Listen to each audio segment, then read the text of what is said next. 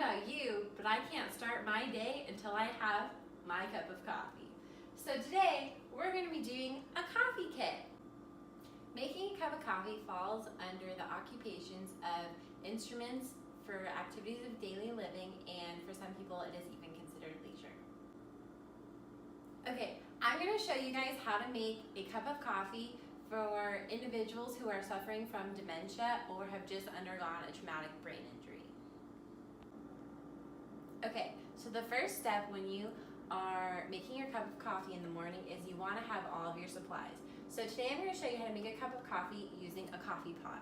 So you just want to make sure that your coffee pot is empty and clean. You want to make sure that this is empty and cleaned out as well. Make sure you plug in your coffee pot, and we'll turn it on in a minute. You need filters, you need coffee, you need a mug, and something to scoop the coffee with. So first, we're going to use the filters. So let me open them. You're going to place the filter inside. It's like a cup. You're going to place the filter inside of the cup. Filters are a little big, but that's okay. Then you're going to open up your coffee bag, which this uses a lot of fine motor movement, so if you have weak fingers, this is good practice. Then you're going to take your scoop, which for us, this is a pre-measured scoop, so that's helpful. You're going to scoop up as much coffee as you want. For me, I'm going to do 3 scoops.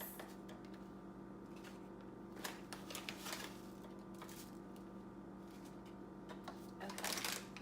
Next, we want to make sure that we fill up the coffee pot with water. So I'm just going to use normal sink water. You can use water bottle water if you want. And however much water you put in your cup is going to be how much coffee you're making. Then you just pour it into the water slot. Then you're going to make sure that your filter is in nice. Then you're going to close the lid and turn on the coffee pot. And then it will start to brew shortly.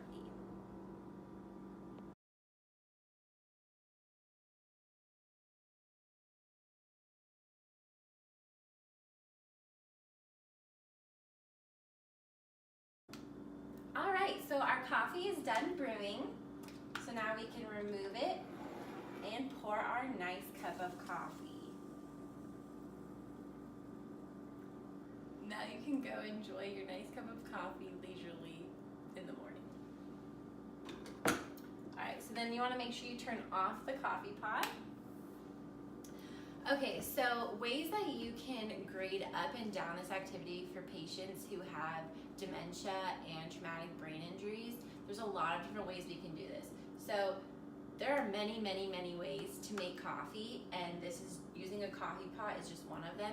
You could use a French press, which involves boiling hot water, putting in coffee grounds without a filter, and then pouring the water in, measuring that all out, letting it steep. So there's a lot more time.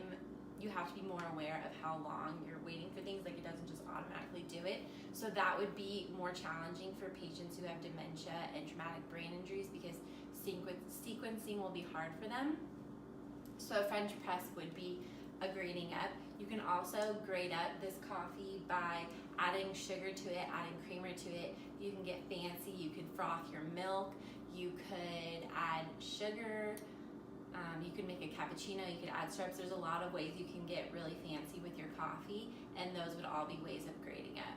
Some ways to grade down, which I did for this activity actually, is we had pre-ground up beans. So at the store, when you're buying your coffee, you can either buy it with the whole beans, or you can buy it with ground beans. And if you buy the whole beans, you either have to have a coffee grinder, or you have to pour it into a grinding machine at the store. And so that just takes a lot more time and effort. So that's one way of grading down, is by using pre-ground up beans.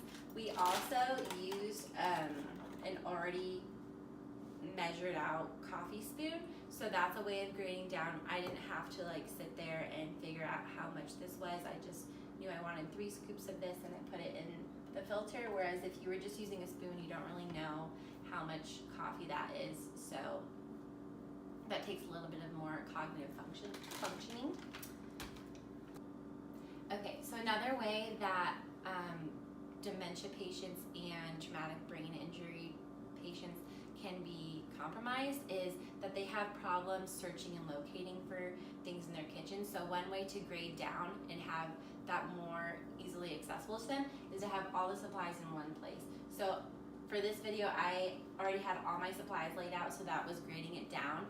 And another way you could do that in your home instead of like leaving your coffee out all the time is you can just have a little bin and have all of your coffee supplies in there, so that way your patient doesn't have to go digging for the coffee in the fridge or looking for the filter in the cupboard. It's just all in one place. They can just grab their box and then set up their coffee. Another way that we can adjust this activity for dementia and TBI patients is to adapt it more to their level. So one way of doing this is using a Keurig. And so that's a specific type of coffee machine, and they have pre-ground, pre-packaged K-cups.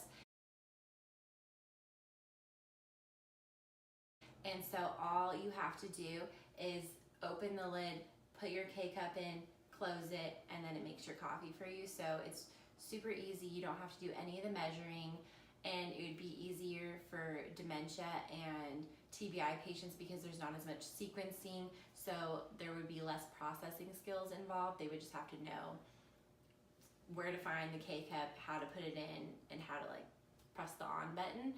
So if you had a Keurig with simple instructions on how to operate it, then that could be adapting it to these clients. Okay, another way that we can adapt this activity for dementia and TBI patients is to have written out instructions. So maybe your coffee pot's right here, you can have a little list of the instructions, because especially with dementia patients, they are very forgetful, and so it'd be really helpful if they had a list of instructions so they know, oh, I have to put the filter in before I put the coffee beans in first. And same with TBI patients, because sometimes the sequencing skills are not functioning well enough. So having either a list of instructions or having pictures of what you do in what order, that can help adapt making coffee for your clients. All right, and so that's how you make a cup of coffee. Enjoy!